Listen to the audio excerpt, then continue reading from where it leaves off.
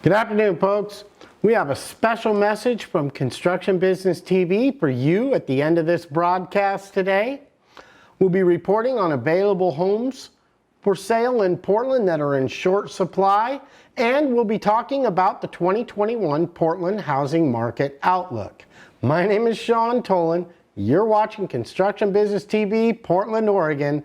Let's get right to it.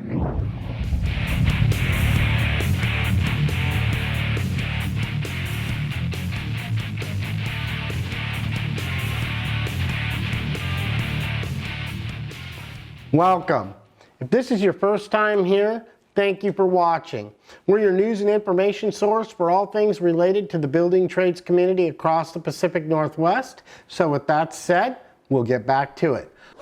Portland has seen rent increases steadily over time.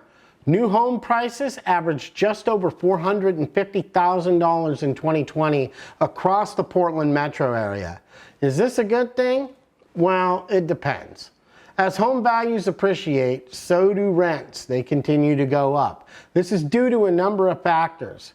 According to one of our sources, the demand for Portland housing is primarily due to a lack of inventory and vacancies.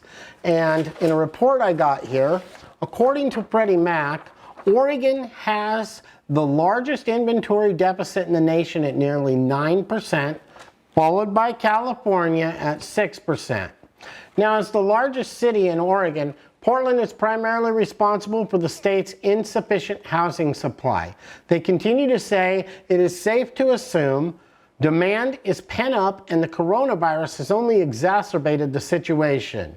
Buyers wanted to participate in the market before the global crisis, and they still want to today, which bodes incredibly well for the Portland housing market trends, end quote.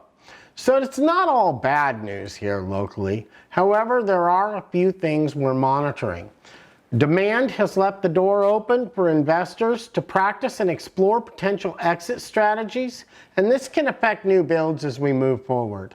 And as the builds decline, contractors have to either adapt or become negatively affected. High prices and demand combine to work in a favor of a few particular strategies for investors though. Buy and hold real estate, commercial investing, real estate investment trusts, and tax lien investment. If you're interested in learning more about those investor issues, I will provide links below. While rehab and flips remain a viable option for contractors, years of appreciation have detracted from profit margins in the area. It is absolutely possible to rehab, but strategies listed before and the things I was talking about are currently better suited for today's market according to fortunebuilders.com. Now here we're still looking at the different factors and adjustments, and one thing we've learned here at CBTV, although we can report on the issues in the industry and the outlooks and the predictions, no one knows for sure which way the market will shift after the past year's events. But neither do we turn a blind eye. We'll continue to monitor the situation. Now to our next story. New permits for commercial and residential building has declined recently and may be an indicator of things to come after 10 years of steady growth in the market.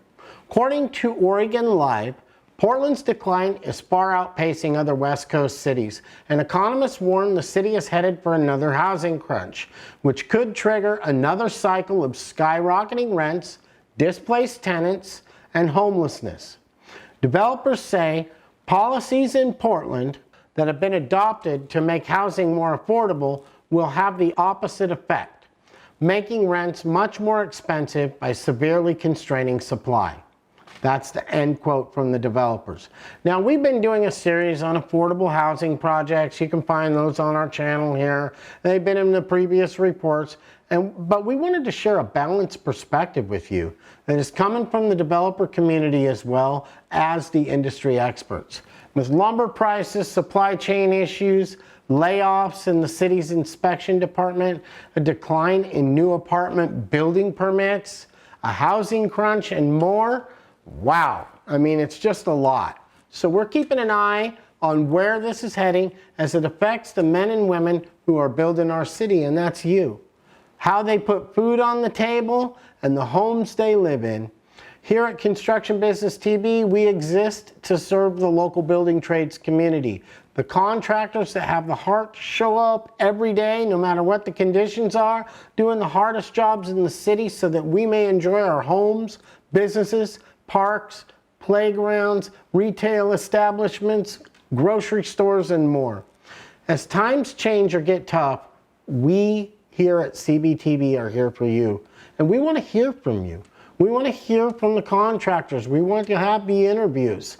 So I wanted to take a moment out and dedicate an entire section of our broadcast to saying thank you to all the workers out there who make these things possible. To the father who comes home dead tired at night and he still plays with his kids. To the mom who's raising her children and putting food on the table. To the single persons out there working so hard to just keep everything going. And the families and communities that are the backbone of this city. Thank you from the bottom of our heart at Construction Business TV. If you've not done so, please take a moment to like, share, and subscribe to this channel. And you can hit the notification bell, and that'll keep you up to date when new videos are released. This has been Sean Tolan. I'm your journalist for Construction Business TV Portland.